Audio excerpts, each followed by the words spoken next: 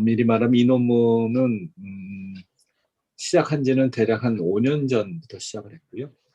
그래서 그 당시에 저희가 이제 과제를 하나 시작을 했습니다. 어떤 과제 시작했냐면은 국토연구원과 그다음에 우리 최 박사님 계시는 우리 대외경제정책연구원과 그래서 인문사회연구에 그래서 이제 발주한 과제를 협동기관으로 해서 이제 같이 참여한 과제가 되겠습니다. 그래서 그 당시 시점이 이제 박근혜 정부의 거의 마지막 2000년 중반쯤 되죠. 그런 시점에서 박근혜 정부에서 이제 이 북방 개발에 대한 어떤 그 논리적인 타당성이 있을까 하는 뭐 그런데 좀 관심 있었던 것 같습니다. 그런 주제로 해서 이제 과제를 시작하게 되었고요.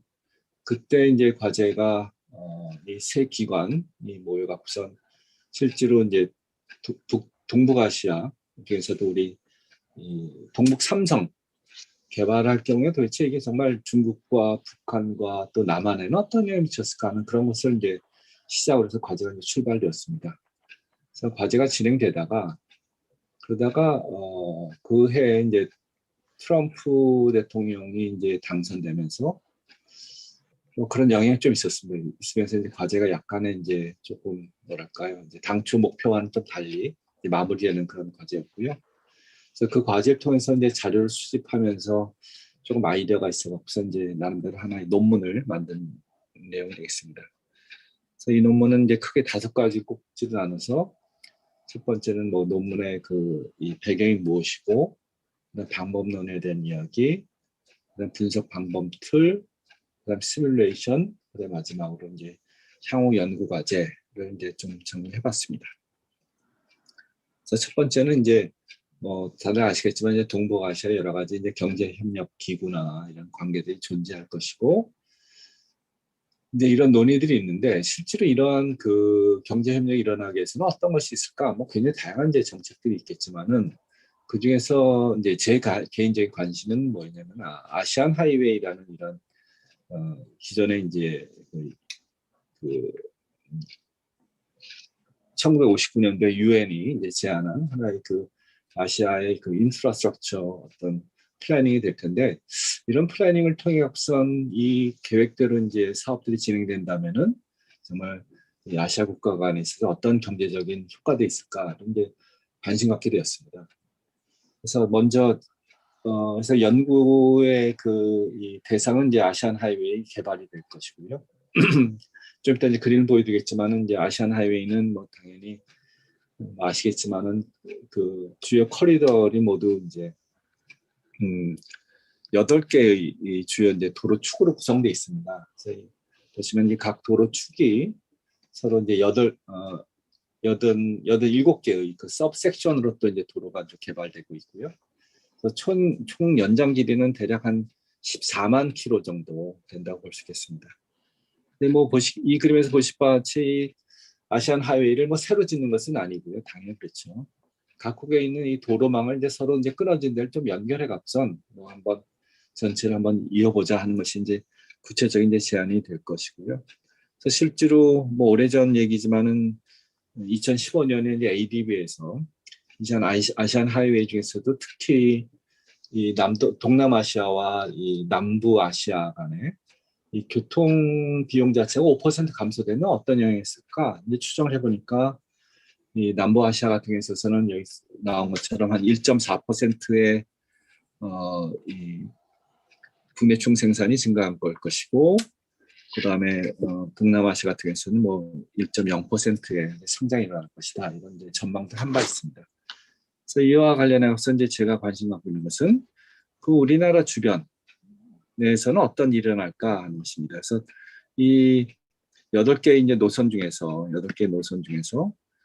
우리나라 관련된 노선이 이제 첫 번째 1번 노선이 되겠습니다. 그래서 우리 이제 뭐 흔히 이제 자주 보시겠지만은 그 경부고속도로를 달리게 된다면 뭐 아시안 하이웨이 넘버원 하는 이런 아마 시그널 보실 수 있을 것 같고요. 그 1번 도로가 실제로 이제 동경에서 출발해 갖고선 이게 이제 후쿠오카까지 간 다음에 후쿠오카에서 이제 부산까지는 당연히 이제 단절이 되었고요. 그래서 부산에서 뭐 파주까지 도로가 연장돼 있고, 북한 노선이 이제 단절돼 있고 북한에서 시작해서 쭉 이제 베트남, 캄보디아 쭉 지나가서 이란 지나가고서 터키 지나가서 결국 이제 불가리아까지 연결되는 아주 가장 긴 노선 중에 하나라고 볼 수 있겠습니다. 그래서 이 논문에서는 이 노선 중에서도 실질적으로 요 통상 말하는 뭐 한일 해저 터널 요즘 뭐 몇 달 전에 우리 정치 쪽에서 상당히 좀 이렇게 회자됐던 그런 프로젝트 사업 있지 않았습니까? 또 하나가 뭐 지금 어쨌든 정부가 뭐 여러 가지 우리 최정호 박사님 더 잘 아시겠지만은 이 북한의 여러 가지 인프라스트럭처 개발하는 데 있어서 그 중에서 뭐 여러 가지 이제 동부 축도 있고 이제 서부 축도 있겠지만은 이 통상 말하는 이제 서울에서 평양에서 신의주 가는 요 도로 두 개가 개발된다면은 과연 중국이나 남한이나 일본은 얼마나 좋아질까 하는 것이 이제 이 논문의 전반적인 구상이라고 볼 수 있겠습니다. 한 가지 말씀이 그래서 이제 북한은 빠져 있습니다. 빠져 있는 이유는 뭐 여러 가지 뭐 자료상의 문제도 좀 있었고요. 그러다 보니까 이제 그런 좀 뭐 아쉬운 면 좀 있겠지만은 어쨌든 주변 국가를 대상으로 좀 한번 살펴보자 하는 것이 이제 이 논문의 전반적인 구상이 되었고요.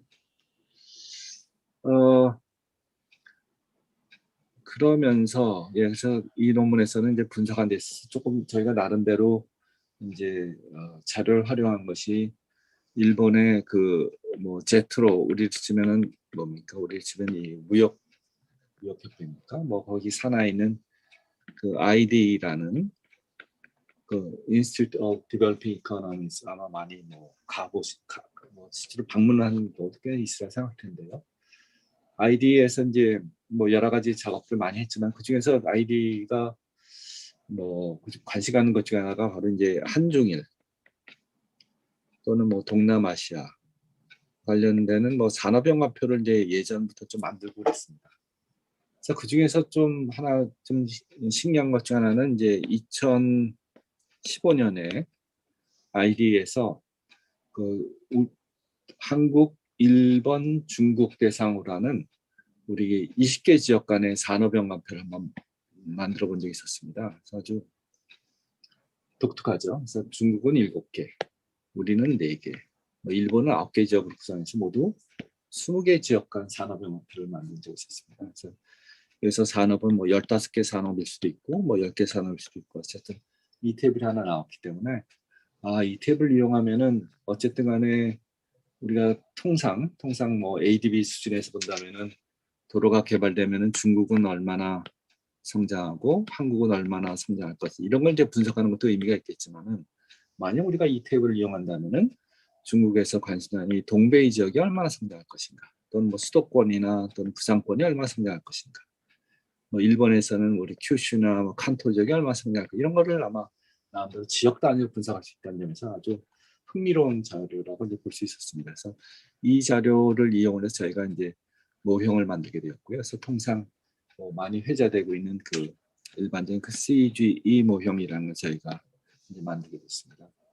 그래서 뭐 아시겠지만 뭐 CGE 모형 뭐나 뭐 오래전부터 사람들이 대략 한 1973년부터 연구가 시작했으니까 벌써 한 50년 정도 흘렀던 어떤 모형 틀이라고 볼 수 있을 것 같고요. 이 모형들은 뭐 여러 가지 많이 변형이 되었죠. 그래서 통상 처음에는 이 뭐 스트럭처 어저스트먼트나 또는 뭐 텍스에 대한 그 레짐 자체가 이제 바뀔 경우에 이제 어떤 효과가 있었는지 이런 것을 사람들이 처음에 관심이 있다가 90년도, 80년도 후반에는 이제 환경에 대한 이슈가 넘어가게 됐고 또 기후 변화로 넘어가게 됐고 뭐 지역 분야로 넘어가고 뭐 인프라스트럭처 적용돼서 이제 적용 범위가 점점 늘어나게 되었고요. 그래서 이 논문에서 관심사는 결국은 이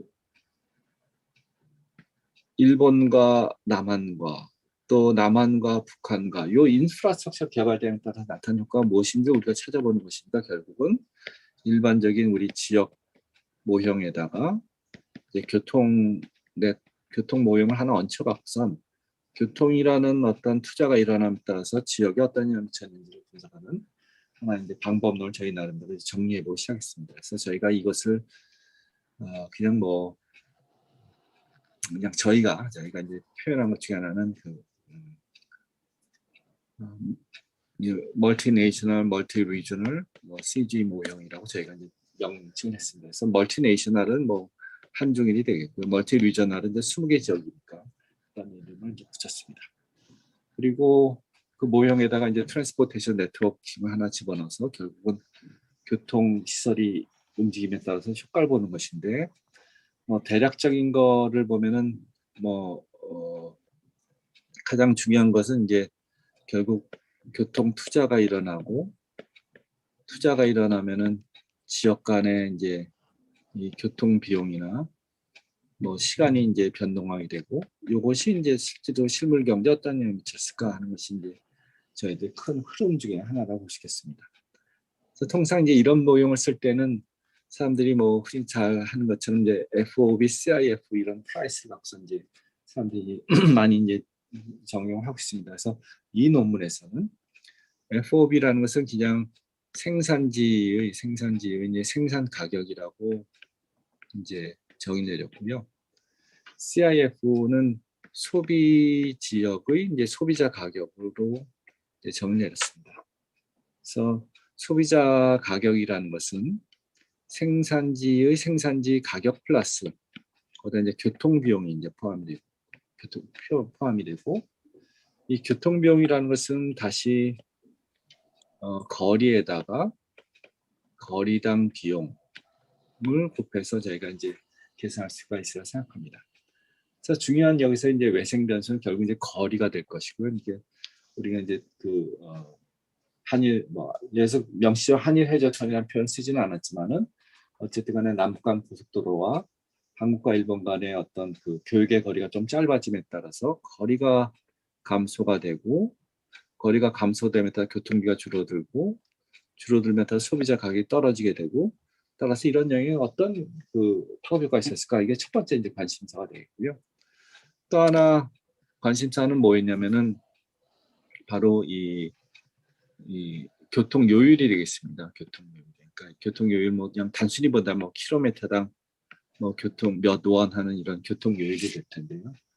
일반적으로 교통 요율 하면은 우리가 이제 장거리 경제, 마치 우리 규모의 경제를 보면은 생산량이 증가함에 따라서 생산 단가가 이렇게 떨어지는 것처럼 또 교통분야에서 장거리 경제라는 게 있어서 이 이동 거리가 증가함에 따라서 이 교통 요율 자체가 이제 점점 떨어지는 이런 패턴을 우리가 이제 이건 제가 목도한 게 아니라 일반적으로 이제 많이 목도하는 그런 현상이라고 볼 수 있습니다. 그래서 결국은 한국과 중국 간에 있을 교육거리가 그러니까 이 과거에 해운을 갔던 것이 이제 도로를 감에 따라서 변동될 것이고 그 변동 자체는 결국은 전반적인 시간도 짧아질 뿐 아니라 이 프레이트 레이트 자체도 떨어지는 그런 이제 측면이라고도 볼 수 있겠습니다. 그래서 이게 이제 주된 효과가 될 것이고요. 그래서 이제 이게 이제 연구의 배경이 되겠습니다. 그래서 이 연구의 배경에 따라 저희가 이제 분석을 시작을 했는데요.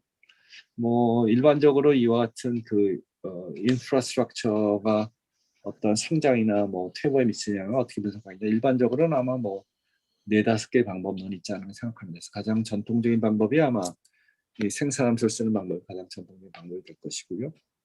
또는 더 쉬운 방법은 우리 투입산출 모형각성 분석하는 방법이 있고 또 90년대 후반에 이제 사람들이 많이 썼던 이 계량 경제학, 공간 계량 경제학 모형을 써서 이제 분석하는 방법도 있고 또 2000년대 초반에 또 일반적인 우리 CG 모형각성 사람들이 분석하기도 했고요.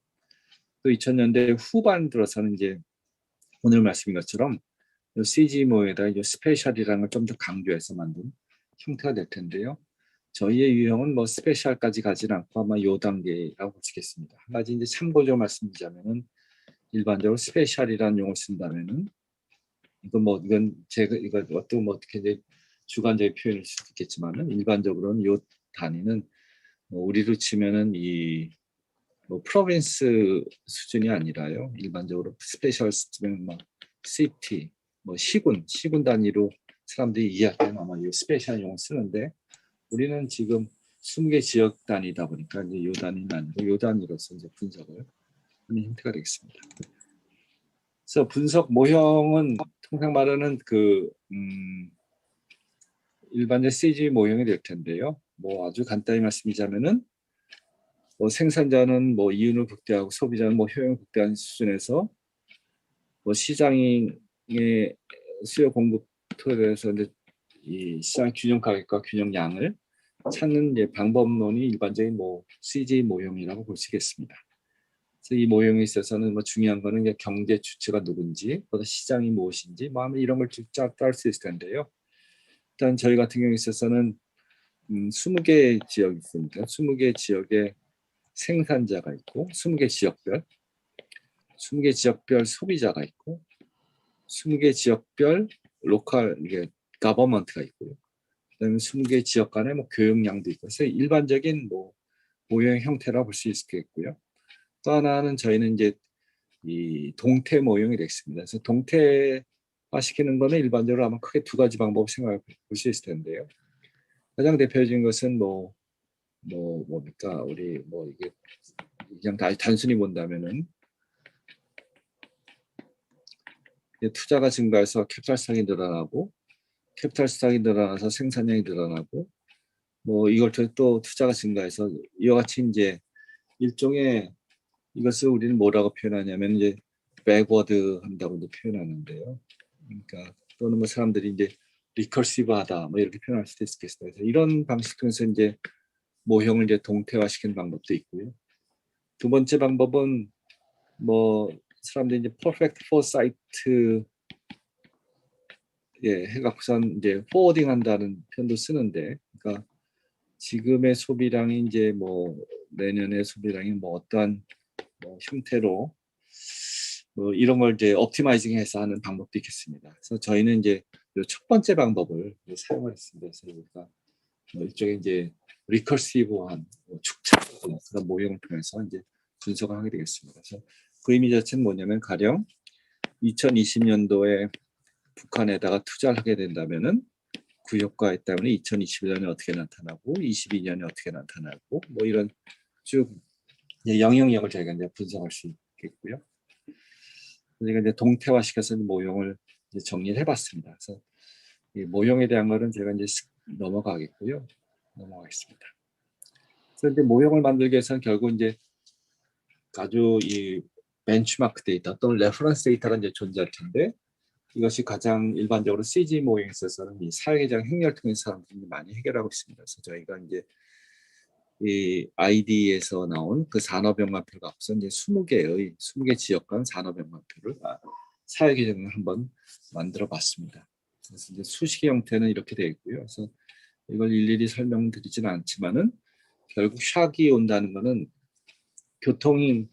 교통비가 이제 변동함에 따라서 이 마켓 프라이스가 이제 변동하게 될 것이고, 마켓 프라이스가 변동함에 따라서 이제 생산 요소들이 공간적으로 이동할 것이고, 이동함에 따라서 뭐 덴시티가 바뀌게 되고, 덴시티가 바뀌게 되면 또 이제 일종의 이제 집적화가 일어남에 따라서 뭐 효과가 새롭게 나타나는 그런 형태로 보겠습니다. 네, 요 그램은 통상 저희가 이제 뭐 코딩하는 그런 프로세스가 될 텐데요. 잠깐 말씀드리자면 일단은 통상 모형을 이제 설계를 합니다. 그래서 설계를 하고 관련 데이터가 무엇인지 파악을 하고 그걸 토대로 파라미터 추정을 하고 파라미터 추정한 것은 이제 전반적인 수식의 형태를 이제 짜게 되고요. 다섯 번째부터는 저희가 이제 코딩 작업을 들어가서 코딩을 한 다음에 여기서 이제 샵을 줍니다. 샵을 준다는 것은 이제 결국 이제 트래블 타임이나 또 아까 우리 뭐죠? 우리 교통 요율이나 뭐 투자비 같은 것이 아마 그 외생 변수로 주어지게 될 것이고, 이걸 토대로 결국 이제 결과물을 이제 도출해서 비교하는 그런 이제 프로세스를 갖고 있습니다. 그래서 말씀인 것처럼 저희가 관심 있는 것은 이제 아시안 하이웨이 넘버 1 도로 중에서도 그 북한을 관통하는 고속도로와 한국과 일본 간 해저 터널인데, 사실은 뭐 여기서 해저 터널에 굉장히 관심은 없습니다. 관심 없는 이유는 뭐냐면은, 제가 관심 가는 건 뭐냐면은 그 운송하는 수단이 뭐 그게 터널이 될지 아니면 카페리가 될지 그런 데보다는 정말 이런 프로젝트가 진행에 따라서 한국과 일본 간에 있어서 그 시간 거리가 얼마나 이제 좁혀지겠느냐 이런 데 더 관심이 있는 그런 형태로 보겠습니다.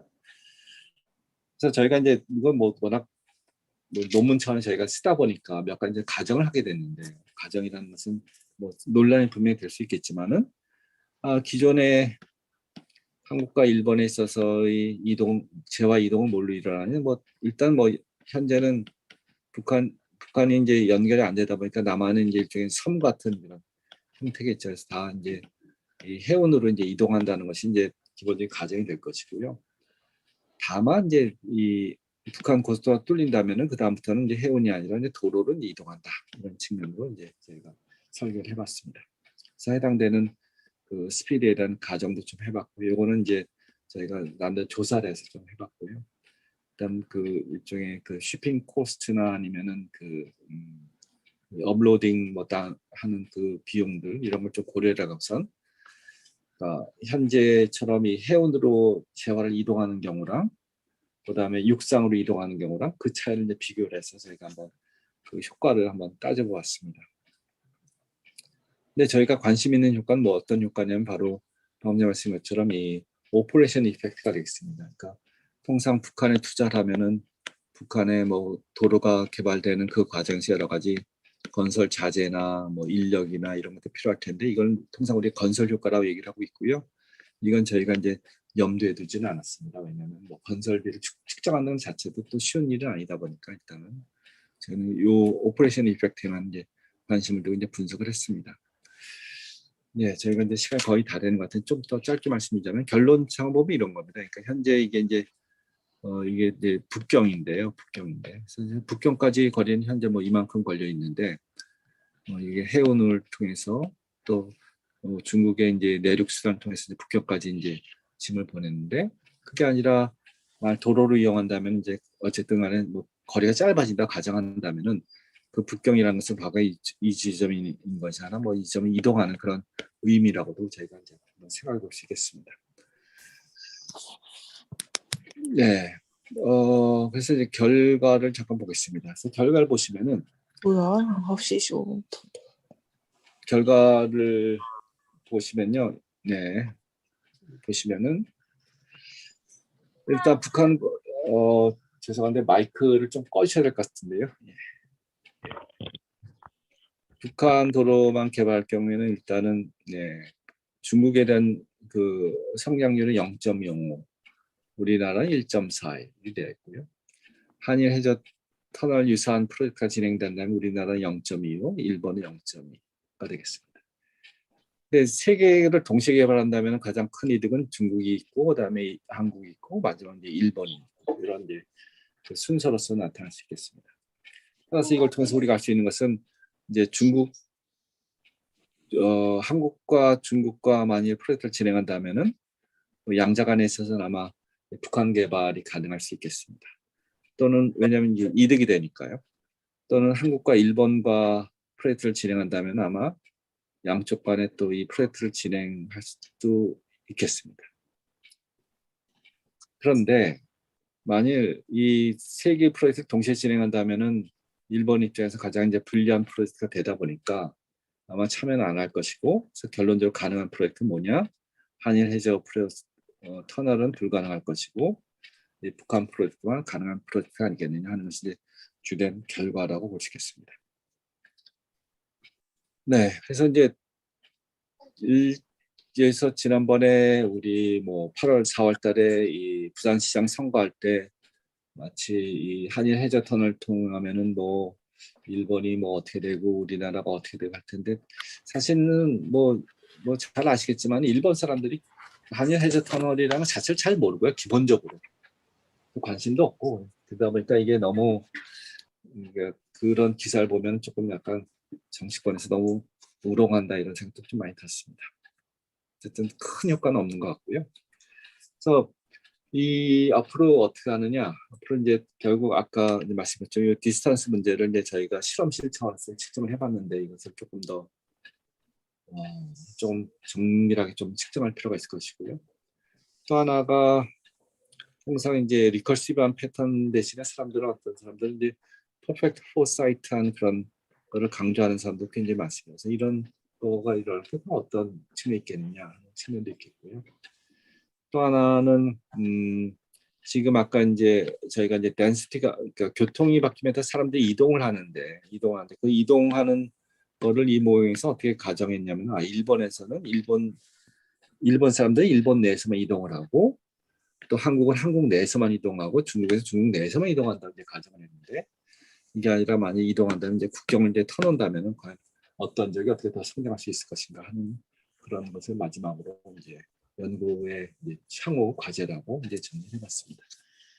예, 이상으로 제가 발표를 마쳤고요. 그다음에 네, 제가 죄송합니다. 마쳤고 그다음에 우리 이제 오늘 우리 두 번째 우리 발표자로 가겠습니다. 예. 두 번째 발표자 우리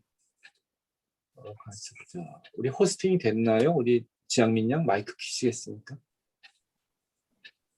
네. 호스팅 되나요? 안 되죠? 네, 안 돼요.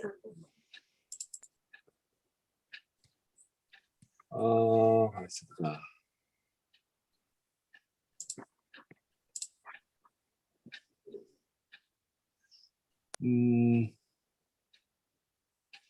그럼 이게 제가 권한이 없는 것 같아요. 네.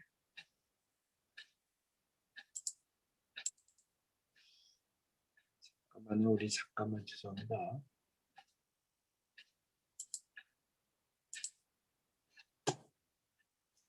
예.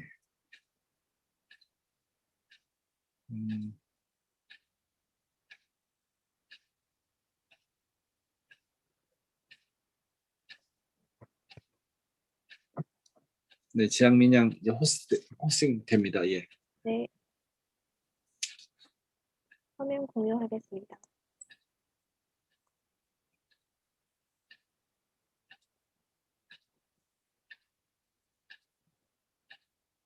네, 발표 시작하겠습니다. 안녕하세요. 저는 서울대학교 박사과정 지향민이라고 합니다.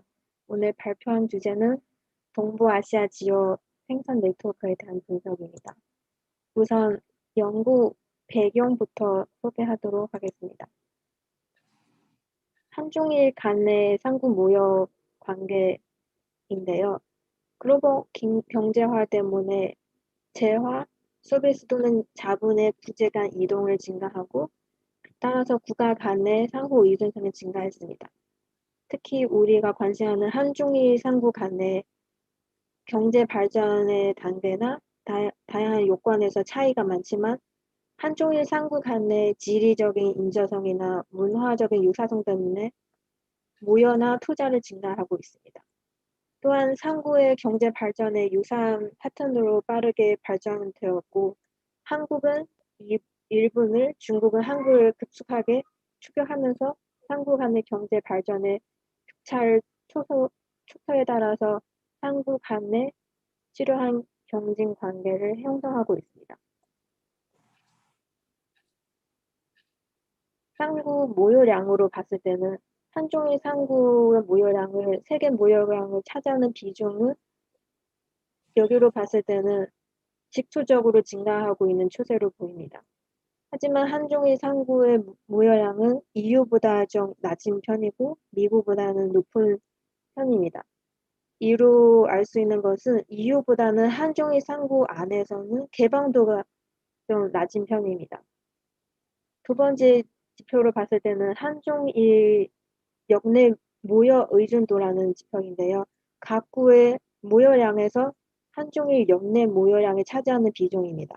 여기서 우리 알 수 있는 것은 한국은 2005년부터 정체하고 있는 추세로 보이고 일본은 2010년부터 이제 정체하는 추세를 보입니다.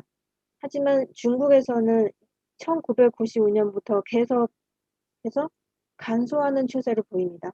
이것은 중국의 경제 성장이 진행에 따라서 한국과 일본 간의 교류보다 다른 지역의 국가들의 교육이 더 빠르게 성장하고 증가하기 때문에 알 수 있습니다.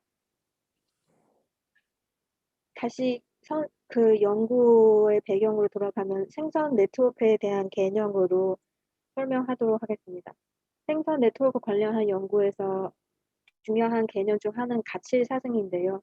이 두 가지 개념을 혼용하는 경우도 많고 좀 헷갈리는 경우가 있는데요. 가치 사슬이라는 것은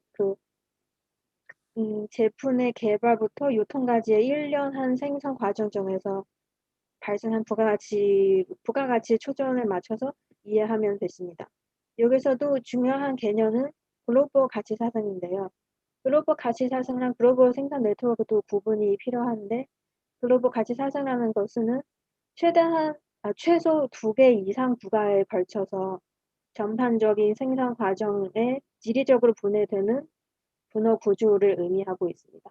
처음으로 경제학 분야에서 연구하는 논문에서는 글로벌 가치 사슬을 정의했는데요. 이 정의는 생산물 생산하는 데에서 사용하는 수입한 중간 토기의 해외 구성 부분으로 정의를 했습니다. 또한 글로벌 가치 사슬 모형이랑 구별되는 개념 중 하나는 지역 가치 사슬 모형입니다.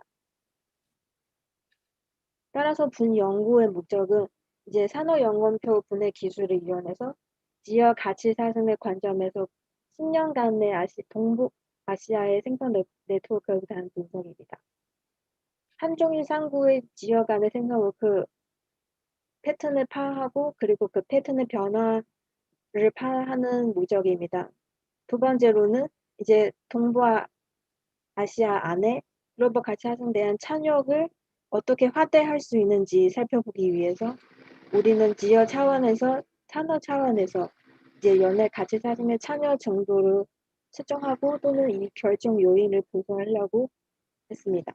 그 연구의 범위는 한종일 미시계 지역으로 나눠서 2005년부터 2015년까지의 14개 산업으로 분석했습니다.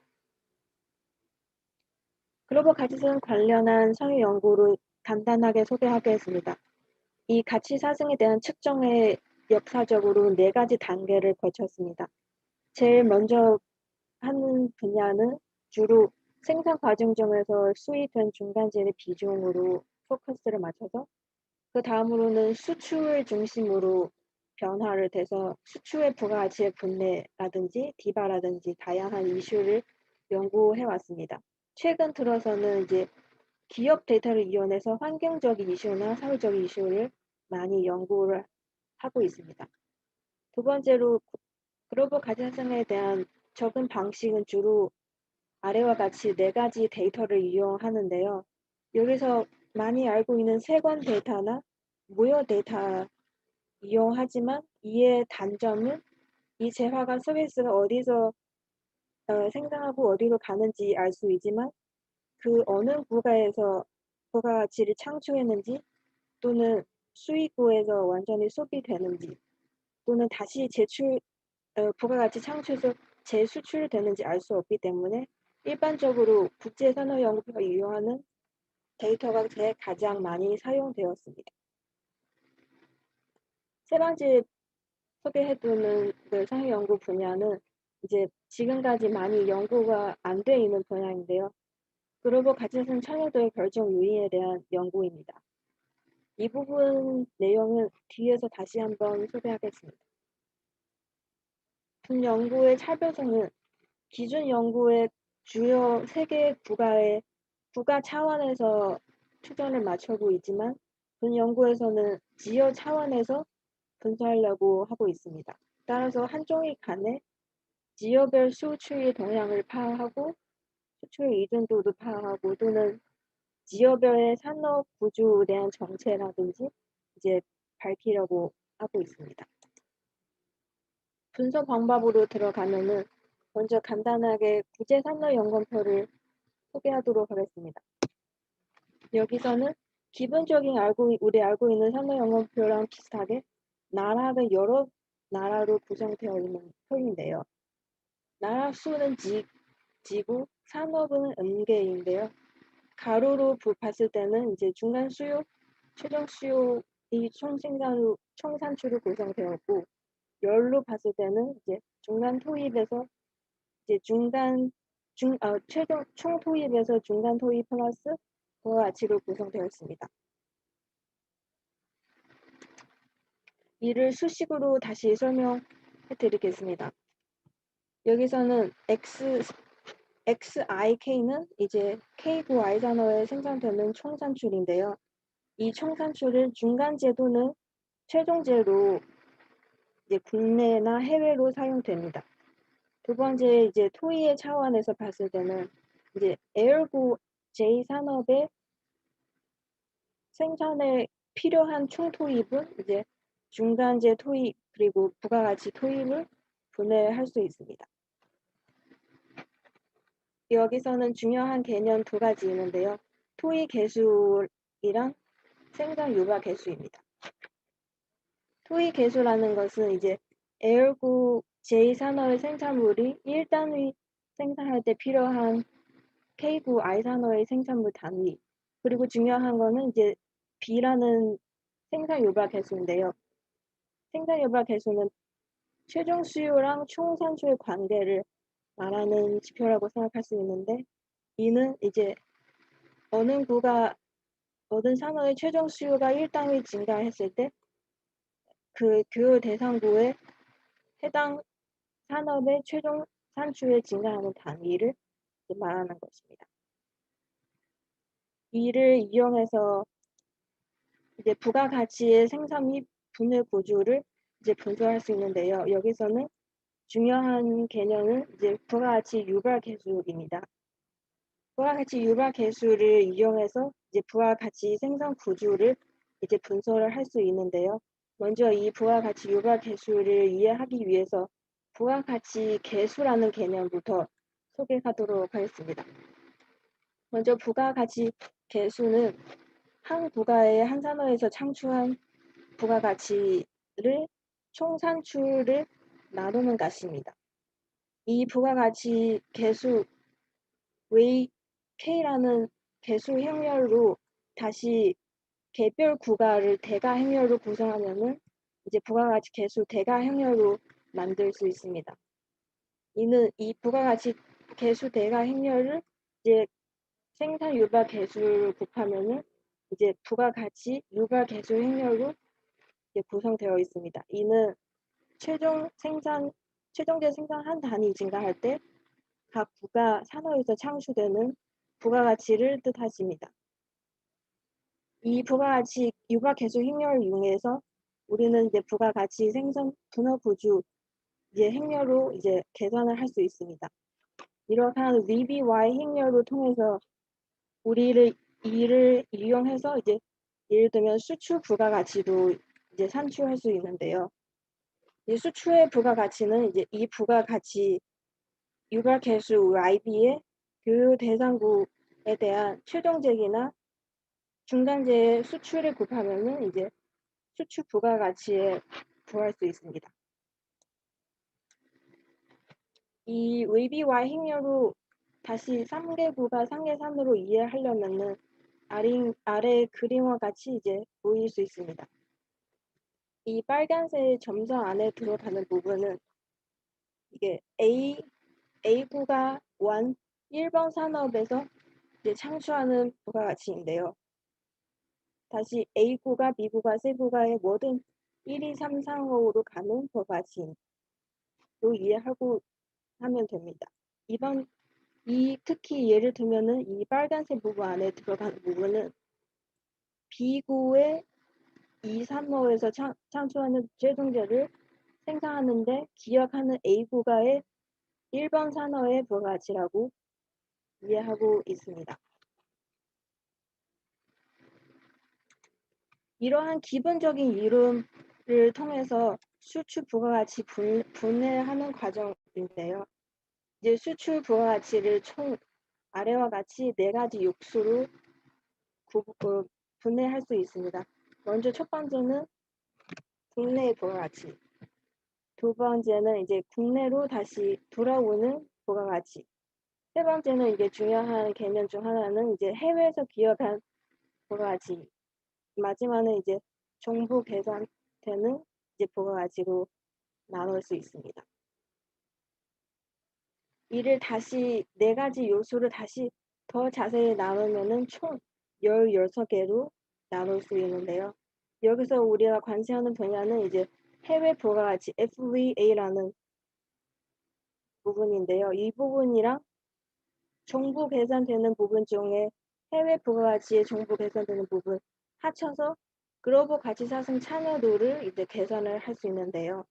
이 각각의 부가가치 부분을 총 수출의 비중을 계산해서 이 6개의 요소 비중의 합으로 이제 글로벌 가치 상승의 참여도를 계산할 수 있습니다. 그림으로 하려면 좀 더 쉬울 수 있어서 아래와 같이 보여드리겠습니다. 먼저 만약에 A고를 예를 들면은 A고의 중간재 수출의 흐름은 대략 아래와 같이 더 다양한 케이스가 있는데요. 먼저 A국에서 B국으로 가고 또는 A국에서 C국으로 가는 이러한 구조가 있고, 두 번째는 A국에서 수출해서 B국으로 수입되지만 다시 A국으로 돌아오는 이런 세 가지 종류의 케이스가 있고, 마지막 중점적으로 소개할 것은 이게 정보 계산되는 부분인데요. A국에서 B국으로 수출을 되지만 이 중간재로서 다시 A국으로 돌아오면은 A국에서 다시 최종 재고로 제일 수출하는 이런 케이스인데요. 여기서 발생한 부가가치는 먼저 1번 단계에서 내재되는 부가가치 다시 두 번째 계산되기 때문에 이제 중부 계산이 되는 방식입니다. 마지막 분수 방법인데요. 이게 글로벌 가치상승 참여도의 계산, 방금 말씀드린 것처럼 이제 글로벌 가치상승 참여도는 이제 글로벌 가치 상승을 통해서 창출되는 부가가치 비중 말하는 것인데요. 여기서 해외 기업한 부가가치 FVA 플러스 정부되는 부가가치, 해외 부가가치 FDA의 합으로 해외 기업원이 차지하는 비율로 네, 글로벌 가치 상승 참여도 지수라고 이제 이해할 수 있습니다. 본 연구의 범위는 아래와 같은데요. 이제 우리는 이 분석을 하려고 사용하는 자료는 아래와 같이 국제산업연구표 또는 한종일 국내 산업연구표 또는 한국랑 중국의 지역 산업연구표입니다.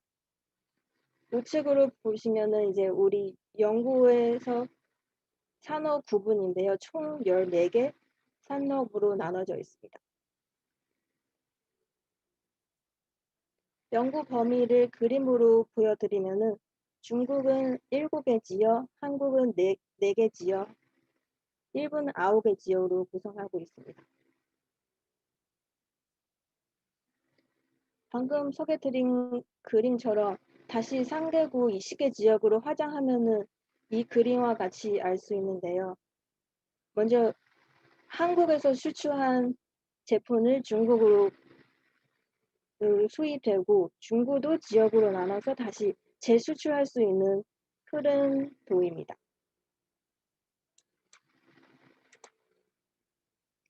이 산업연금표를 분석하고 자료 만드는 과정 중에서 우리는 사용하는 방법은 먼저 2005년에 한종일 지역 간의 산업표를 이용했습니다.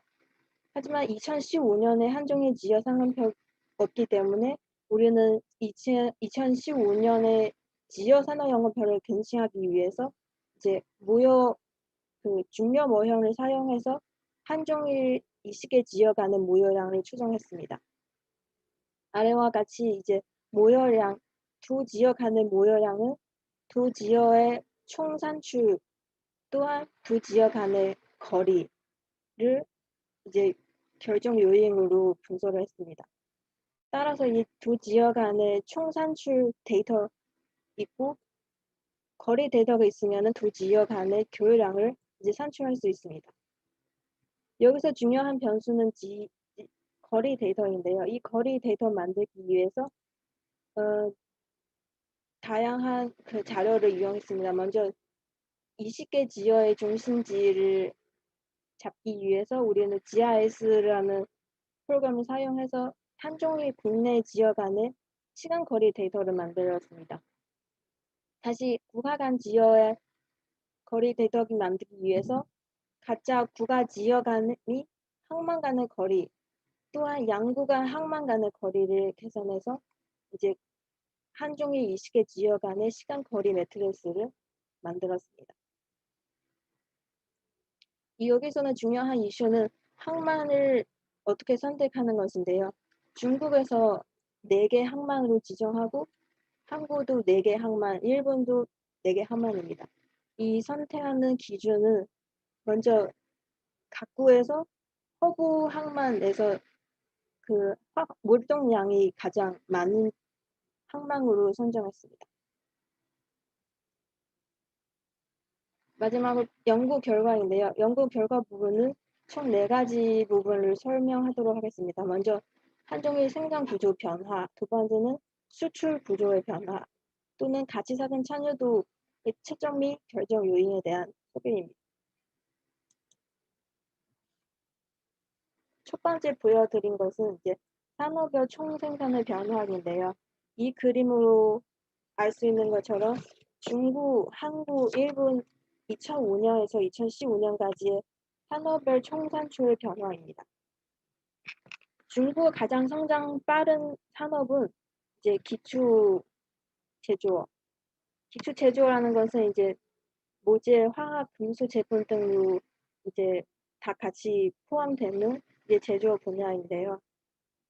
두 번째 중국어는 이제 전기 전자 산업, 그리고 기타 서비스 산업 건설도 빠른 성장으로 보입니다.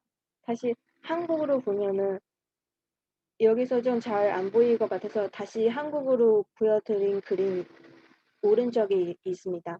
한국에서는 이제 서비스업, 기초 제조업, 그리고 전기 전자 산업은 빠른 성장으로 보입니다.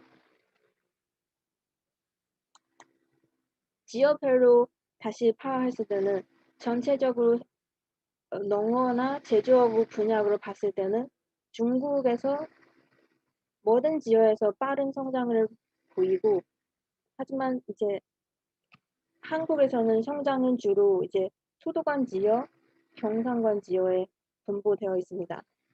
일본 같은 경우는 주로 kanto, 초보, 칸사이에서 뚜렷한 성장을 보이는 것입니다.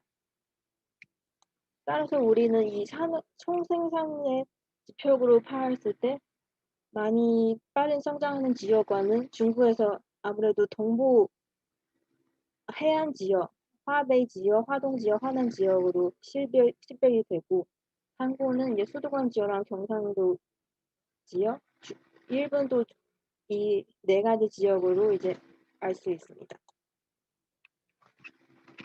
다음으로 수출 부가가치 구조 변화에 대한 연구 결과입니다. 총 4가지로 구분하는 경우 한 종이를 비교하려면은 전체적으로 DVA라는 국가 부가가치를 감소하는 추세를 보이고, 반대로 이제 해외 부가가치 FVA는 모두 증가를 했습니다. 그 중에서 가장 많이 증가하는 국가는 한국입니다. 이 수출 부가가치 다시 지역별로 살펴보면은 중국에서 집중적으로 화동 지역, 화남 지역, 화종 지역, 연안 부분의 두 지역, 그리고 중부 지역의 화종 지역인데요. 여기서 RDV뿐 아니라 FVA도 성장한 것으로 보이고, 특별하게 화베이 지역은 여기는 베이징에 있는 영안 지역 중에서 좀 북쪽으로 있는 지역인데요. 여기서 오히려 좀 살짝 감소하는 추세를 보입니다. 한국은 전체적으로 FA에는 성장하는 추세를 보이고, 일본에서는 지역적으로 지역별 차이를 좀 뚜렷하는 추세로 볼 수 있습니다. 이 그림으로 좀 더 쉽게 파악할 수 있는데요. 전체적으로 FA 비중을 성장했지만 이게 지역별로 DVA가 감소하는 큰 추세이지만 몇 개 지역에서는 이제 DVA를 이제 성장하고 있는 지역은 일본에서 이제 한 4개 지역에 성장하고 중국에서는 주로 FAA를 성장하는 그리고 한국도 FAA 성장하는 추세를 보일 수 있습니다. 이 지표는 한중일 지역별 제3국의 수출에 포함되는 국내 부가가치입니다.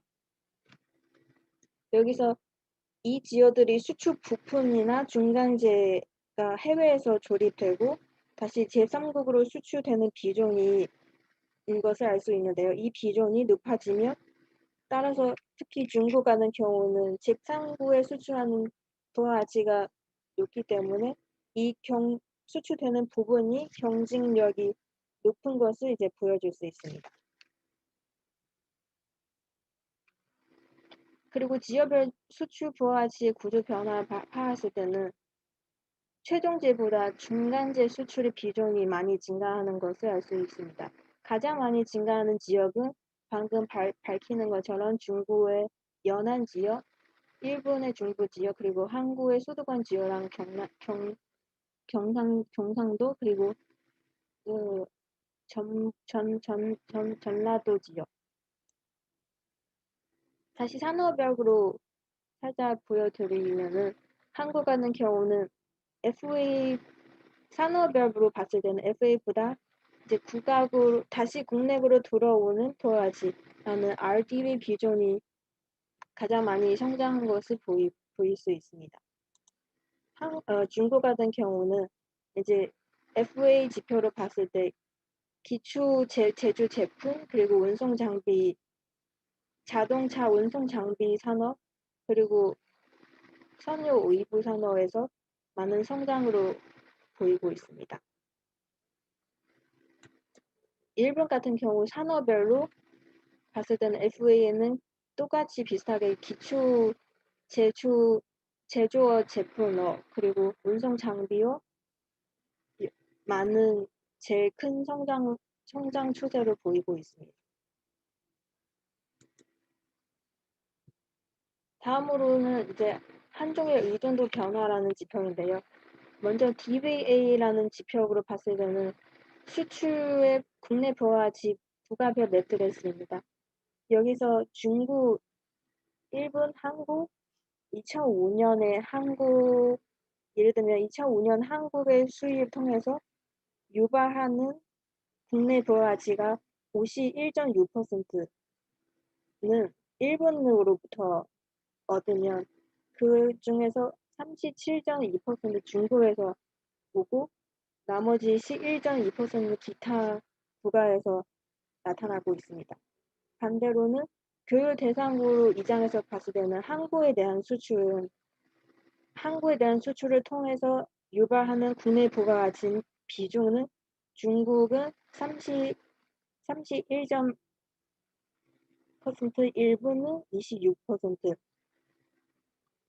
또는 기타 국가는 22.9% 이런 순서로 나타나고 있습니다.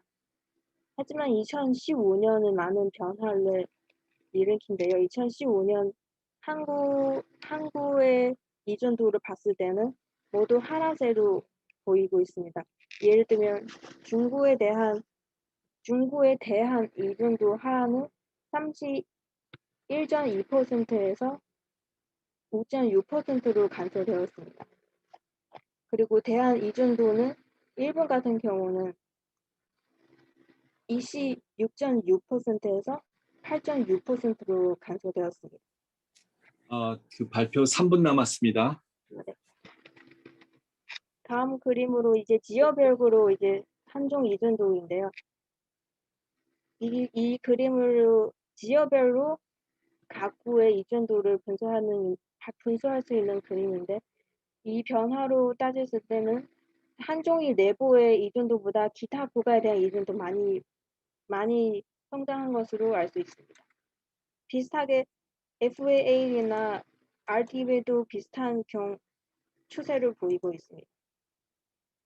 세 번째는 이제 글로벌 가치 상승 참여도라는 지표인데요. 우리는 산업별로 이제 글로벌 가치 상승 참여도를 비교하는데 중국 같은 경우는 이제 대다수 글로벌 가치 상여도를 증가하는 것을 보이는 반면 한국이나 일본 같은 경우는 성장하는 추세보다 좀 떨어지는 산업도 있고, 특히 일본 같은 경우는 거의 전체적으로 가치 참여도를 떨어지는 것을 알 수 있습니다. 이 그림은 이 산업별로 글로벌 가치 참여도를 비교하는 그림입니다. 우리는 집중적으로 제조업 분야를 이제 분석하고 결과를 요약했습니다. 네 번째는 글로벌 가치 참여도의 결정 요인인데요. 정체적인 요인으로 이제 관세라든지 FDI 개방도라든지 저금소라든지라는 요인을 넣고, 비정체적인 요인은 한 국가나 지역나 시장 규모, 그리고 제조업 비중, 거래 비용, 이지라는 요소를 고려해서 분석을 했습니다. 분석하는 데 있어서 사용하는 데이터는 한국, 미, 중국 14개 산업이고, 이 데이터는 주로 전에 말씀드린 지역 산업연금표를 이용해서, 그리고 각국의 통계청에서 갖고 오는 데이터 있습니다. 여기서 독립 변수는, 정소 변수는 이제 한 지역의 산업별 글로벌 가치 참여도라는 변수이고, 설명 변수는 첫 번째로 이제 산업별로 토의되는 중간재 중에서 수위한 부분이고, 그리고 GRP는 지역 총생산으로서 시장 규모를 대체하고, 총 인구수, 그리고 제조업 규모, FDI 개방도는 이제 FDI 스톡이 한 지역에서 그 지역 내 총생산에 차지하는 비중으로 지표를 만들고, 그 다음으로는 관세율도 산업별 관세율을 넣었습니다. 그리고 거래 비용은 이제 생산 물세, 마지막으로는 거리라는 요인을 고려해봤습니다. 거리는 각 지역에서 호부 항만 간의 시간 거리입니다. 분석 결과를 간단하게 소개해드리면은, 모든 세계 모형을 추정해봤지만 두 하우스만 테스트나 AML 테스트 통해서는 이게 랜덤 확률 효과 모형을 가장 적합한 모형으로 알 수 있고, 여기서는 유익한 변수는 시장 규모라는 GRP 변수, 그리고 인구 변수, 제조업 규모 변수, 그리고 FDI 개방도 관세율한 총 5가지 요인이 유익한 영향을 미친 것을 알 수 있습니다. 간단하게 연구 결과를 요약하겠습니다. 본 연구에서는 이제 지역 산업연금표를 개발해서 이제 기초 연구와 다르게 지역 차원에서 분석한 정보와 생산 네트워크 특징 및 변화에 대한 분석입니다. 이 중에서 중요한 결론은 상고에서 뭐든 수출에서 글로벌 가치상승 의존도가 높아진 것을 알고 있습니다. 그리고 나라별로 제조업 허브 지역에서 연내 글로벌 가치 상승이 심화되는 것은 한국 연내 가치 상승이 심화되는 지역이나 주요 산업의 발전 패턴을 이제 분석을 할 수 있습니다.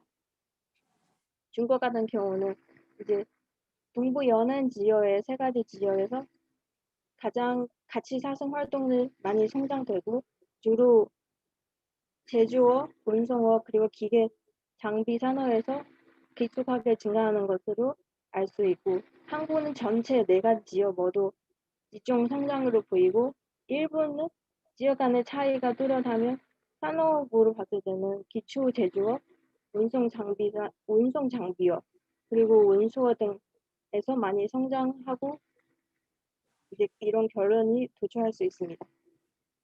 두 번째 결론은 이제 총 수출을 통해서 유발하는 다양한 요소들을 봤을 때는 한중일 간, 국가 간, 지역 간의 의존도를 하락한 것으로 나타난 것입니다. 마지막 동부와 이제 글로벌 가치 상승의 참여 결정 요인에 대한 분석 알 수 있는 것은 제조업 분야에서 주요 산업의 글로벌 가치사슬 참여 변화는 이제 핵심 지역으로 정체적인 요인이나 비정체적 요인도 산업별로 지역별로 설명할 수 있습니다. 따라서 동북아 지역 내에서 가치 사슬이 심화되어 있지만 한중일 간의 자유무역 협정이나 그 무역 장벽을 인하이나 교번 조치를 필요하는 것을 이제 시사할 수 있습니다. 국가 차원에서는 글로벌 가치 사슬에서 참여도를 확대하기 위해서 특히 FDI 확대, 관세 인하 등 조치가 필요하고 지역 차원에서는 제조업 규모 확장, 특정 산업의 생산 물세 같은 거래 비용을 줄이기 위해서 다양한 지방 정책, 산업 정책의 영향력이 큰 것을 이제 알 수 있습니다. 이상과 같이 제 발표를 마치도록 하겠습니다. 감사합니다. 네, 수고하셨습니다. 예, 수고하셨고요. 예, 이제 우리 뭐 토론이나 뭐 코멘트 이런 것 좀 갖는 시간 좀 갖도록 하겠습니다. 먼저 우리 대외경제정책연구원의 우리 최 박사님 먼저 말씀 좀 해주시겠습니까? 예, 제가 토론 자료를 만들었는데 혹시 이 화면 공유 권한을 주실 수 네, 있으세요? 우리 지향민 양 지금 호스팅돼 있는데요. 네. 이거를 성함을 여기 화면 보시면 우리 김지선 이렇게 돼 있습니다. 성함이요. 네. 글로 호스팅 넘길 수 있어요?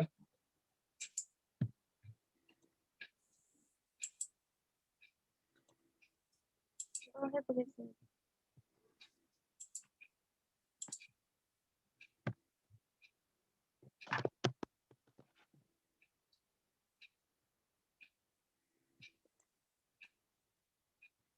네, 바꿨습니다. 네, 됐습니다.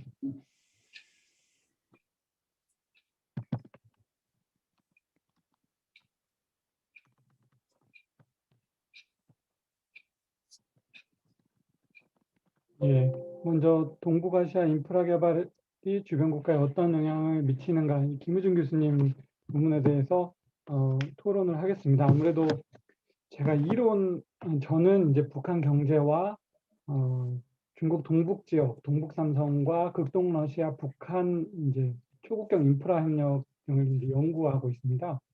그래서 이 관련 분야에서 좀 더 정책적인 측면에서 논의를 하겠습니다. 동북아 인프라 개발이 이제 이루어지고 있었는데 1990년대 동북아 인프라 개발에 관심을 보였던 이유는 1990년대에 이제 사회주의 경제 블록이 붕괴할 때 경제 성장이 이루어지면 사회주의권의 체제 전환이 유도될 것이라고 보았고 중국, 러시아가 특히 경제 성장을 이루면 미국이 추진하였던 어떤 민주주의권, 미국이 주도하는 세계 체제에 이제 중국과 러시아가 합류할 것으로 생각을 했기 때문입니다. 하지만 이제 미국의 의도와 달리 중국이 이제 국가 자본주의식 경제 성장, 중국식 자본주의의 경제 성장을 하면서 미국의 의도와 달리 이제 중국이 이제 전혀 미국과 다른 경제 성장을 이뤘습니다. 이후에 이제 관심이 끊어졌다가 2010년대에 이제 특히 우리 정부에서 한국 경제의 새로운 성장 동력으로 이거에 관심을 보이고 있는 상황입니다. 이 연구에서는 지역과 지역의 인프라가 개발이 되면 두 지역 간의 이제 거래 비용이, 배송 비용이 절감이 되고 그로 인해서 양 지역의 경제가 더 빨리 성장한다라는 어떤 관점에서 이제 분석을 하고 있는데 그 외에도 이 동북아 특히 이제 동북 삼성과 극동 러시아에서 인프라 개발에 관심을 보이는 이유는 거대 시장인 이제 한국, 그다음에 중국, 일본과의 물류 네트워크가 구성이 되면서 이 지역은 노동력과 토지 자본이 굉장히 풍부한데 경제 성장을 할 수 있는 자본이 부족한 상황입니다. 그래서 만약에 물류 네트워크가 구축이 된다면 대규모 시장과의 연결성이 확대되고 그로 인해서 FDI가 이 지역에 진출할 것이다 라고 많은 관심을 보이고 있고 우리는 이제 남한 같은 경우에는 남북 경제 통합을 염두에 두고 북한 경제 성장을 유도하겠다에 초점을 맞추고 있습니다. 이제 제가 몇 가지 이제 논의하고 싶은 것은 이제 북한 지역이 이제 빠져 있는 게 조금 이제 아쉽습니다. 앞에서 설명드렸다시피 우리는 북한 지역의 북한 지역의 경제 개발을 유도하고 남북 간 경제 격차를 줄이는 것에 관심이 있는데 이에 대한 좀 통제가 어려워졌다라는 부분이 있고요. 또 하나는 여기 이제 그림이 있는데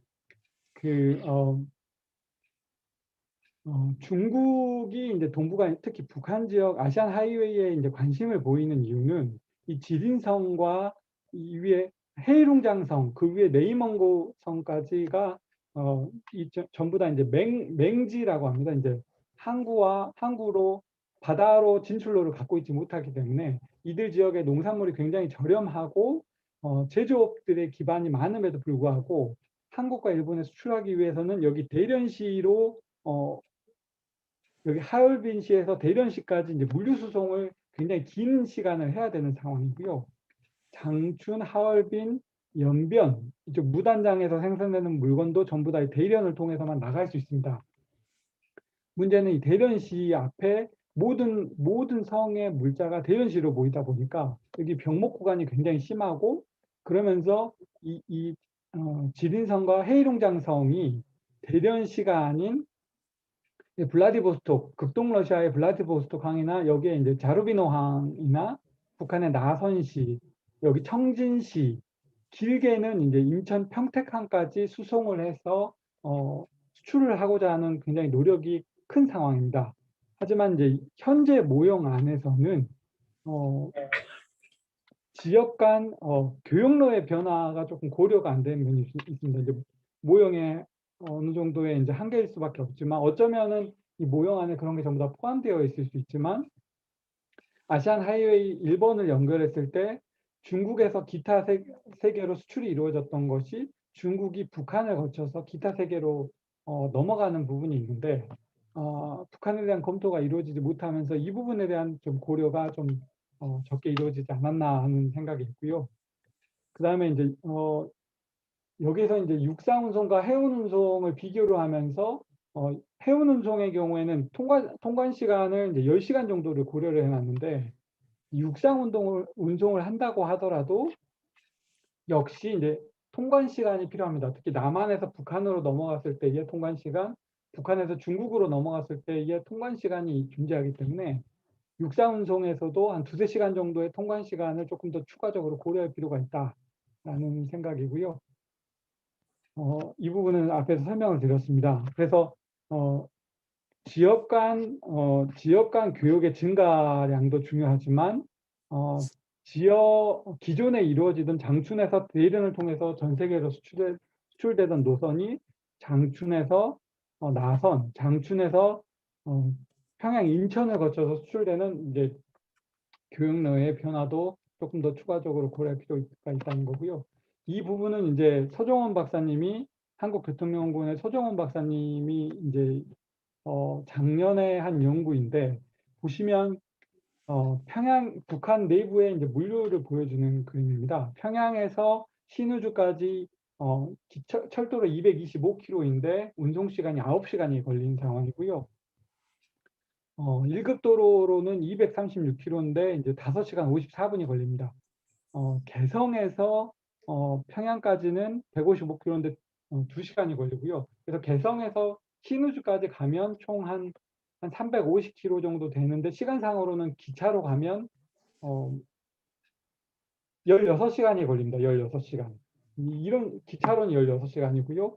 1급 도로로 가면 9시간 이상이 걸리는 상황인데 그러니까 아시안 하이웨이 건설이라는 게 도로 건설이 한 5년 이상 소요된다고 봤을 때 굉장히 이 현재 분석은 굉장히 중장기 분석일 수밖에 없다라는 부분이고요.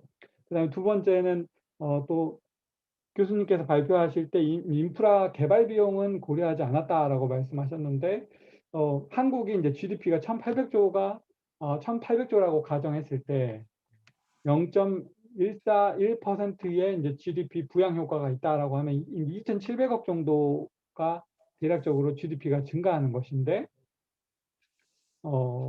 과연 이제 북한의 이제 인프라 개발 비용까지 고려하면 이게 과연 파지티브 효과가 있겠는가 하는 생각을 좀 해봤습니다. 그래서 북한의 인프라가 굉장히 열악하고 도로 건설이 만만치 않은 문제이다라는 부분을 말씀드리고 싶었습니다. 그 다음에 이제 지향민 부사님의 논문에 대해서는 이제 굉장히 짧습니다. 첫 번째는 이제 자료에서 사용하시는 것이 2016년에 발표된 WIOD를 사용을 하셨는데, 통계가 이제 2000년에서 2014년 통계를 바탕으로 산업 연관표가 작성이 된 것입니다. 이게 6년에서 7년 전 통계인데요. 문제는 최근 6년에서 7년 동안 무역 산업 구조에 이제 구조적인 변화가 이루어졌다. 펀더멘탈 체인지가 이루어졌는데, 가장 큰 게 이제 보호무역주의가 부상을 했고, 첫 번째는 보호무역주의가 부상을 하면서 2014년까지 이루어졌던 산업 연관표에 이루어졌던 무역의 구조 자체가 질적으로 변했습니다. 그리고 두 번째는 중국 제조 굴기가 이루어지면서 중국이 수입에 의존하던 부분의 상당 부분을 내수로 전환을 했고요. 그거에 반응해서 이제 한국 같은 경우에도 이제 중국을 벗어나서 이제 동남아로 세계 조립 공장을 생산 기지를 옮기는 현상이 굉장히 최근 6년 동안 급진적으로 일어났습니다. 비단 한국뿐만 아니라 중국 내부에서도 중국 내부에서 생산되는 것을 동남아 지역으로 공장을 이전하면서 공장에서 생산하는 문제가 나왔기 때문에 2014년까지의 이제 통계를 바탕으로 산업 구조나 생산 방식은 2014년 거에, 무역 구조는 2020년이나 18년, 19년 걸 얹어서 연관 분석을 한 것이거든요. 그러면 어쩌면 현재의 리저널 밸류 체인을 반영하지 못할 수 있다. 분석 결과가 통계적으로는 유의하게 나올지 모르나 이제 경제 상황이 현재를 적절하게 반영하지 못할 수 있다라는 문제가 있고요. 앞으로는 특히 이제 경제 블록화가, 미중 전략 경쟁을 통한 경제 블록화가 이루어지고 있고, 파셜 디커플링이 발생하고 있는데, 분석하셨던 것처럼 일본의 중국과의 이제 경제 교역이 더 이번에는 떨어질 수 있고, 또 한국도 어떻게 될지 모르는 상황입니다. 때문에 관련 데이터를 업데이트를 할 필요가 있는데, 이 WIOD를 만드는 게 제가 알기로는 노르웨이 관련 회사인데, 제가 작년에 연락을 해봤을 때 이제 예산이 없어서 관련 연구 인력을 보충할 예산이 없어서 앞으로 WIOD는 업데이트할 예정이 없다. 이렇게 이제 얘기를 들은 상황입니다. 이제 그 부분에 대한 이 오래된 WIOD를 어떻게 보완할 것인가에 대한 고민이 필요하고요. 두 번째는 중국을 7개 권역으로 나눴는데, 문제는 프로빈셜 WIOD를 만드실 게 아니고 중국 전체 WIOD를 7개 권역에 동일하게 적용을 하고, 7개 권역에서의 무역은 이제 성별 무역으로, 권역별 무역으로 바꾼 걸로 제가 이해를 하고 있습니다. 이런 경우에는 이제 권역별로 7개 권역별로 무역 구조는 다르지만 산업 구조가 굉장히 동일하다고 나타나는데, 제가 분석을 해보기에는 어쩌면 중국 성 간 교역 거리나 격차가 한중 간 거리 비용이나 격차보다 더 클 수 있습니다. 때문에 권역별 WIOD를 사용하지 않고 중국을 하나로 통일하고, 그것조차도 이제 2014년 이전 WIOD로 활용하고, 여기에 이제 무역만 2000년대 걸 집어넣은 건 현실의 반영의 적합성이 좀 떨어질 수 있다. 관련 데이터를 업데이트할 필요가 있다라는 부분을 말씀드리고 싶었고요. 이현태 이제 이런 연구는 이제 국제연구기관에서는 많이 이루어졌는데, 이현태 외 이제 중국의 제조업 발전 현황과 한국의 대응 반응이라는 보고서가 있습니다. 이런 관련 보고서를 좀 참고하시면 될 것 같습니다. 예, 이상입니다. 예, 고맙습니다. 예, 최 박사님 말씀해 주셨고요. 일단은 그 코멘트에 대해서 또는 질문, 대부분 이제 코멘트 말씀하셨던 것 같은데, 이건 나중에 저희가 한 번에 좀 하도록 하겠습니다. 그래서 그다음 우리 최태림 박사님 얘기 듣고선 이제 하겠습니다. 네. 최 박사님 마이크 꺼져 있습니다. 예. 따로 뭐 이렇게 준비한 건 아니고 구두로 말씀드리도록 하겠습니다. 일단은 먼저 지향민 그 박사과정 선생님 연구 먼저 말씀드리겠습니다. 일단은 이제 글로벌 가치 사슬에 대해서 이제 말씀을 해주셨는데요. 이제 상당히 사실 이 코로나 이후에 가장 많이 바뀌는 어떤 경제 현상이라고 할 때 글로벌 가치 사슬이 바뀔 거다라고 하는 것들에 가장 많이 주목을 하고 있는 그런 환경인 것 같습니다. 그래서 지금 어떤 IO라던가 지역 IO들을 이제 연결한 모델을 통해서 이제 글로벌 가치 사슬에 대한 분석을 하는 접근이라던가 이런 것들이 상당히 좀 중요한 내용이 될 것 같고요. 이제 앞으로도 이제 이 방향에서 지속적인 연구들은 많이 필요하지 않겠는가, 뭐 이렇게 좀 생각을 하고 있습니다. 특히 지금 사실 향후 어떻게 바뀌는지에 대해서는 좀 연구기관에서 상당히 많은 보고서들이 지금 나오고 있는 것 같습니다. 이제 가장 크게 보는 거는 과거와 같은 GVC가 유지되기는 좀 어렵지 않겠는가라고 지금 많이 보고 있는 것 같습니다. 그래서 이제 과거에 이제 GVC를 추동하게 된 그 원인들 같은 경우는 자유무역에서 어떤 혜택을 받는 이제 여러 국가라든가 집단들이 이런 부분들에서 많이 이제 그 지원을 했던 것이죠. 그런데 지금 같은 경우는 어떤 공급 사슬, 특히 이제 코로나 같은 경우에 이제 공급 사슬의 어떤 위기 이런 부분들에 대한 우려가 커지기 때문에 이제 과거와 같은 GVC를 유지하는 것들이 과연 필요한가, 뭐 이런 얘기들을 많이 있는 것 같습니다. 그래서 제가 최근에 그 어떤 그 바이오 의약품 생산하시는 기업분들한테 좀 이야기를 들은 바가 있어서 좀 말씀을 드리면요. 한국에 같은 경우는 바이오 의약품 같은 경우는 그 꽤 큰 회사인데 한 300개 정도 이제 그 원부자재를 이제 공급받는다고 하더라고요. 근데 그런 것들이 우리나라는 이제 기본적으로 어떤 공급 사슬이 없기 때문에 이제 GVC를 통해서 받는데 이번 경우를 이제 겪으면서 GVC에 대한 불안감들이 이제 커진 거죠. 그래서 지금 권역 내 어떤 거래망 구축이라던가 아니면 자국 중심의 거래망 구축 이런 쪽으로 많이 생각들을 바꾸고 있다고 하시더라고요. 그래서 아마 지금보다 더 다른 형태의 그런 GVC, MVC나 뭐 RVC나 이런 것들이 이제 커질 거라고 생각이 되는 것이고요.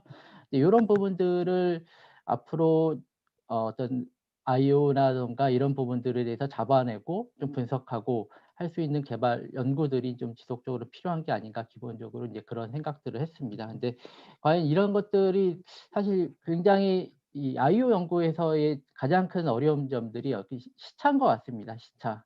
과거의 연구의 시차들을 어떻게 극복하고 최신의 어떤 내용들을 좀 받아들일 수 있는 방법들이 어떻게 있을까? 이런 부분들에 대한 노력들, 이런 것들이 기본적으로 좀 필요하지 않겠는가? 이런 좀 생각을 했습니다. 그리고 이 분석에서 제가 이렇게 쭉 봤을 때 좀 약간 제가 좀 궁금하기도 하고 약간 좀 헷갈리게 좀 느꼈던 부분들이 있는데요. 기본적으로 이 수직 분업 지수에 대한 측정들을 계속 많이 하셔가지고 그것들을 중심으로 이제 분석을 한 것 같습니다. 그래서 어떤 수출에서 자국 내에 수출한 것들이 많은지 이제 해외 기업 부분에 어떤 부가가치 수출이 많은지라는 것들을 좀 분석을 했는데요. 근데 제가 이렇게 조금 헷갈렸던 거는 이제 수직 분업 지수라는 게 해외에서 기여 부분이 많다는 거는 이제 해외하고 연결 관계가 깊다라고도 볼 수는 있지만 또 반대로 보면 그 국가가 어떤 수출의 어떤 내실이나 이런 것들은 좀 부족한 것이 아닌가 그런 것들을 좀 나타내는 지표가 아닌가라는 좀 생각도 들었거든요. 그래서 이 거래 관계, 이 어떤 글로벌 어떤 참여라고 하는 부분하고 글로벌 그 지역이 갖는 경쟁력이라고 하는 부분들이 좀 구분을 해서 생각을 해야지 이게 어떤 약간 조금 그 어떤 연구의 결과를 파악하는데 좀 의미가 더 있을 수 있겠다 이런 좀 생각을 했습니다. 그래서 그런 부분 말씀드리고요. 그리고 이제 마지막에 이제 그 어떤 글로벌 이제 참여도에 대한 글로벌 가치 사슬의 이제 참여도에 대한 그런 연구 그 회계 분석이라든가 이런 부분들이 있습니다. 그래서 요 부분들도 상당히 좀 의미 있게 저는 개인적으로 좀 봤는데요. 제가 이제 다른 연구들에서 좀 내용들을 봤을 때 그 GVC를 이렇게 약간 추동하는 힘이라고 하는 것이 결국 이제 다국적 기업이다라는 이야기들을 좀 많이 나오더라고요. 그래서 GVC가 실제 그 GVC에서 움직이는 무역 거래량의 한 80% 정도는 다국적 기업들이 관련된 그런 수입을 하거나 수출을 하거나 아주 그런 쪽의 그런 내용들로 움직인다라는 이야기를 좀 봤습니다. 그래서 이제 그런 것들을 봤을 때는 결국에는 FDA라고 하는 부분들이 어떤 거래에 있어서의 참 중요한 부분들이 아닌가라는 좀 생각을 좀 하게 됐고요. 그래서 이런 부분들이 결국 국가 간의 어떤 투자와 거래하고 같이 연동을 해서 분석을 한다면 더 이렇게 또 풍성한 좀 연구들이 좀 진행될 수 있지 않겠는가 좀 이런 좀 생각을 해봤습니다. 그렇게 한 3가지 정도 좀 생각을 해봤고요. 그리고 이제 김은희 교수님이 연구하신 부분에 대해서 제가 뭐 모형이라던가 이런 부분들은 상당히 좀 정교하게 잘 연구를 하신 거라고 생각을 합니다. 그런데 단지 한 가지 좀 궁금하기도 하고 이런 것들이 가능할까라는 생각 좀 드는 부분들을 있어서 좀 말씀을 드리는데요.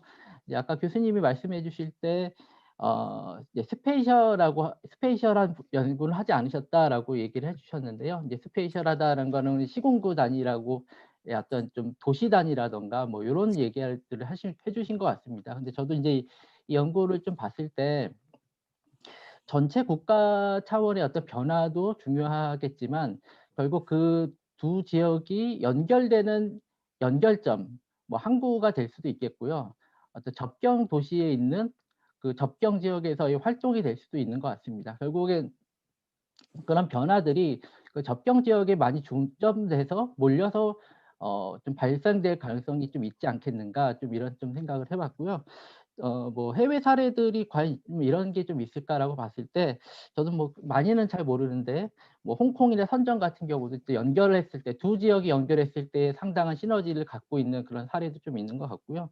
뭐 그 거기 유럽 연합에서의 어떤 연결들을 했을 때 뭐 그 각각의 도시들이 갖고 있는 어떤 변화들 이런 부분들이 좀 의미가 있는 부분들 좀 될 수 있을 것 같습니다. 그래서 이런 그 향후의 어떤 연구들이 만약에 이루어진다면은 약간 좀 공간 단위를 세분화해서 그런 접경이라든가 항구를 갖고 있는 도시, 그 결절이 될 수 있는 그런 지역들을 중심으로 좀 연구를 해보면 더 좀 어떤 세밀한 그리고 인구 이동이라든가 이런 부분들도 같이 고려가 되면 좀 세분화 분석이 좀 될 수 있지 않겠는가 이런 생각을 해봤습니다. 네, 이상입니다. 네, 고맙습니다. 우리 두 분, 우리 최 박사님, 우리 감사하고요. 저희가 아주 이제 주신 코멘트 중심으로 뭐 아주 간략하게 좀 답변 좀 올리도록 하겠습니다. 먼저 저부터 아주 짧게 좀 올리겠습니다. 먼저 아까 스페이셜이라는 그 표현을 적절하지 않다. 그러니까 엄밀히 말하면 저는 이제 리저널인데 리저널과 스페이셜의 차이가 뭐냐? 일반적인 이제 모형상에서는 사람들이 이제 리저널 하면은 이제 뭐 서울시, 경기도 이런 단위가 되고 스페이셜 하면은 뭐 관악구 이런 아주 조그만 단위다 보니까 사실은 뭐 이 구단위, 그러니까 기초자치단체 단위로서 분석한다는 거는 뭐 굉장히 어렵다는 측면에서 이제 아까 스페셜한 용어를 좀 뺐다는 그 측면을 말씀드릴 수 있고요. 또 우리 대외경제연구원의 우리 최 박사님 이제 주신 그 코멘트 아주 정말 감사합니다. 뭐 첫 번째는 아까 이 동베이 지역에서 워낙 지역이 크다 보니까 아마 지금 그 하나의 지역 단위로서 이제 분석을 했는데 그게 아니라 이제 말씀하시면은 지역 내에 그 교육 관계도 분명히 있을 텐데 그게 이제 고려되지 않았다 이런 측면도 말씀하셨고 또 새로운 교통 시스템이 들어옴에 따라서 아마 그 교육의 패턴 자체가 공간적으로 달라질 텐데 이런 것들에 대한 고민이 좀 있어야 된다 이런 것도 말씀하신 거 같고요. 또 하나가 이제 한 가지 말씀이지만 아까 이제 해상과 또 말씀하시지 않았지만 항공도 있었고 또 육상도 있었고 할 텐데 참 쉽지 않죠. 그러니까 사실 뭐 주요한 물품들 뭐 우리 반도체는 뭐 사실 태우는 가는 게 항공으로 다 가버리기 때문에 이건 사실 근데 뭐 어쨌든 우리가 이게 뭐 국제기관처럼 엄청난 그 데이터를 동원해서 할 수 있는 능력도 안 되는 것 같고 그나마 이제 논문처럼 쓴 거 때문에 그런 한계 분명히 있고요. 또 하나는 저희가 10시간이라는 거는 특히 이제 해운 같은 경우에 있어서는 예를 들어서 인천항까지 가서 인천항에서 업로딩을 시키고 그게 이제 무지하게 시간 걸리기 때문에 그걸 이제 강조하기 위해서 10시간 걸린 거고 이제 사실은 그 세관이라기보다 어쨌든 이 컨테이너 올라갔다 내려갔다 하는 그게 아주 키 항상 그걸 문제제기 많이 하기 때문에 이제 그런 점에서 그런 걸 좀 고려했습니다. 어쨌든 주신 거 특히 교육 패턴 바뀐다는 건 굉장히 중요한 의미가 있는 것 같습니다. 그래서 이건 저희가 일단은 뭐 제가 논문 차원에서 제가 쓴 거고요. 지금 저희가 예산 정책처럼 또 뭐 분석을 하고 있는데 좀 더 고민해 보도록 하겠습니다. 고맙습니다. 우리 지양민 양 간단하게 좀 말씀 좀 주시겠습니까? 예, 간단하게 주세요. 2분. 네. 네, 먼저 최상우 박사님 질문해 주신 부분에서 우리 연구의 데이터 업데이트할 필요가 있다고 하시는데 저희 사실 이 연구했을 때 자료 구축하는 데 있어서 가장 많이 노력을 했습니다. 이 지어 상용연구표를 만들기 위해서 같은 연도의 지어 상용연구표 한정일 상고에서 통일하려고 위해서 WIB 데이터보다 이제 ADB 아시아은행의 2015년 데이터를 딱 2015년에 모든 나라에 맞출 수 있기 때문에 어쩔 수 없이 선택하는 이유가 있는데요. 이를 지역표를 만드는 이제 데이터적인 한계가 있고 당연히 WIOD는 좋은 데이터 소스 우리 처음으로 고려한 데이터 소스라고도 합니다. 두 번째는 중국 이제 프로vin스별로 성별로 고려한 필요가 있는데요. 이제 중국에서 우리 고려하지 못하는 이유도 데이터의 한계로 이제 지역표 2005년 기준 이제 지역표로 인해서 이미 중국을 이제 권역으로 나눈 상태에서 프로vin스별로 데이터 구축하기가 힘들기 때문에 못하겠습니다.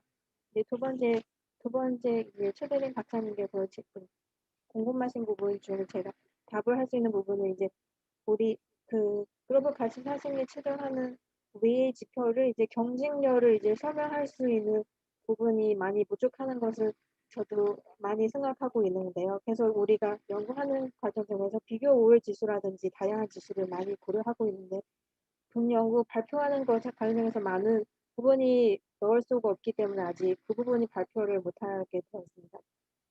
앞으로는 이 부분이 국가 경쟁력을 나타날 수 있는 지수를 더 많이 이제 준비하고 이제 분석하도록 하겠습니다. 마지막 이제 GWS에 있어서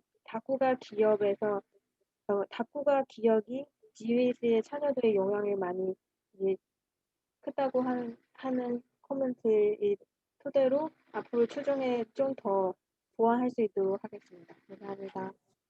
네, 고맙습니다. 예, 우리 두 분의 토론자와 함께 저희 이 세션 이제 마무리하도록 하겠습니다. 무엇보다도 이른 아침에 우리 최정호 박사님, 우리 최트림 박사님 참석해 감사드리겠고요. 또 저희가 어쨌든 간에 뭐 저희가 특별히 이제 세션 만들었는데 저희가 어쨌든 연구를 이제 최근에 좀 진행을 좀 하고 있습니다. 그래서 두 분께 조금 더 심각한 작업을 좀 구해야 될 것 같기도 합니다. 아무튼 감사드리겠고요. 아무튼 이 세션 아침에 좀 참석한 여러분도 고맙습니다. 아무쪼록 저희 주신 의견 저희가 잘 반영하도록 하겠고요. 아무튼 좋은 즐거운 토요일 되시기 바라겠습니다. 예, 고맙습니다. 감사합니다.